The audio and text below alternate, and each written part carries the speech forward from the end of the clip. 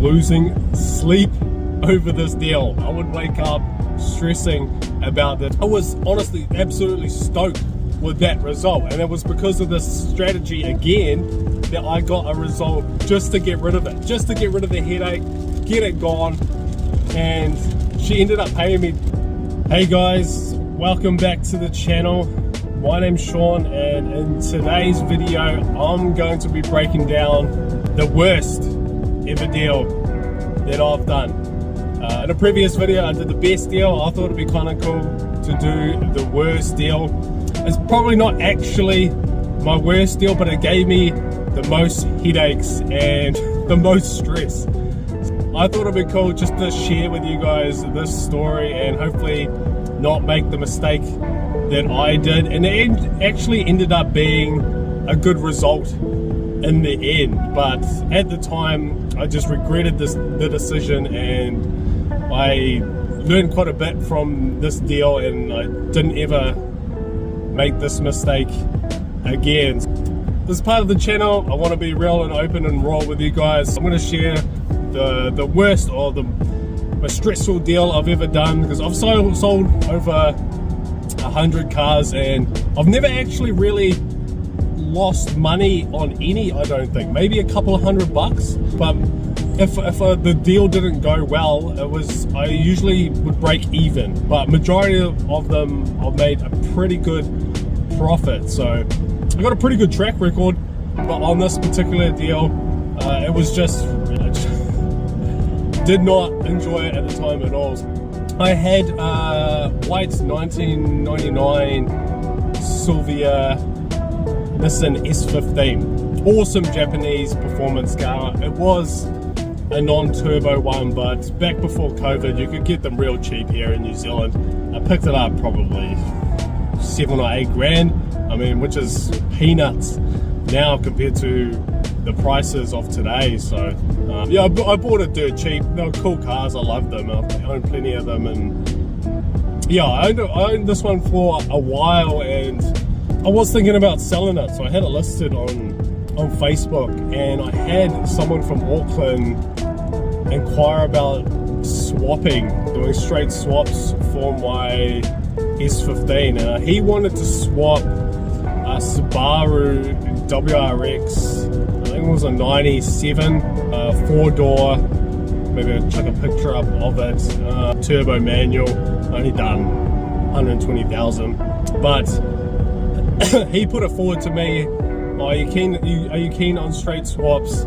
You could probably easily get 10 to 12 grand, and it'll be an easier deal to sell this versus your S15. And at this time I was still a bit of a rookie, and this was sort of in my early years, and I somewhat believed him. Like I was convinced that this guy, by what he said, and that I could probably achieve a better and easier sale with the Subaru WRX. I had never owned one before, and I went ahead and said, okay, yeah, let's do the deal. So I drove it up to Auckland where he was staying, and I looked it over. It had a 6-putt clutch.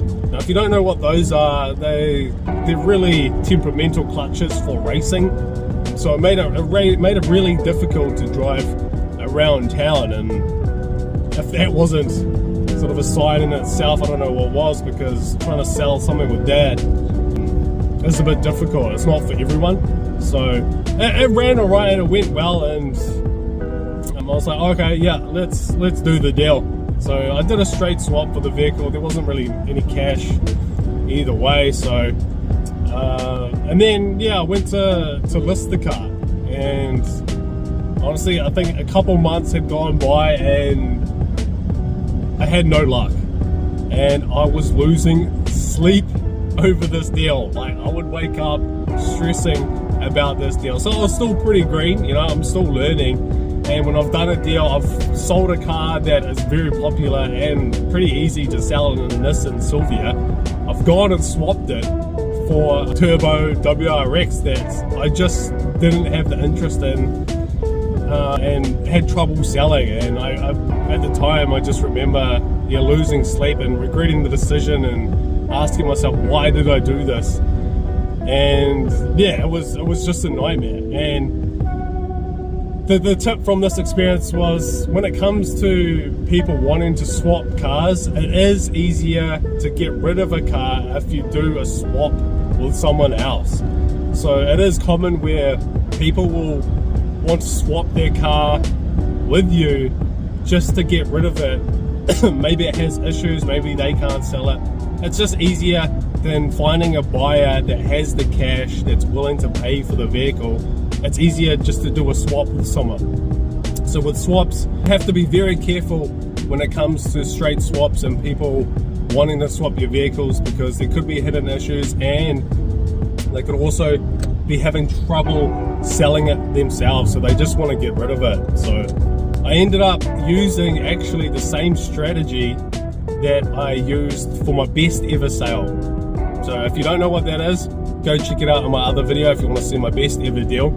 But I used the same strategy and I listed it at a cheaper price, 7.5 grand, highest cash offer, we'll take it, with a sort of a no reserve price and not an asking price. So it looks cheap, you're not capping yourself, you get more interest, and there might be someone out there willing to pay more. So that's what I did. I listed it for 7.5, no reserve, highest cash offer, takes it. And I actually got a call from a lady in Paeroa, a small town here in New Zealand, probably an hour from my place in Te Kaupara. And she's like, yeah, I'm keen, I want to come have a look. So I drove the car all the way out to Paeroa. Yeah, that's right. This is the deal probably 10 years ago. I drove it all the way out there and she looked it over and she had just actually won lotto. Yeah, if I remember correctly, she had just won lotto. I think she won 15, 20 grand or something, and she was looking for a new performance car, and yeah, she liked it and she actually offered me 10 grand. You believe that? So I had it listed for 7.5, highest cash offer, and she offered me 10. I was prepared to take $7,500 just to get rid of it, just to get rid of the headache, get it gone. And she ended up paying me 10 grand. So I was honestly absolutely stoked with that result, and it was because of this strategy again that I got a result better than what I was initially expecting and hoping for.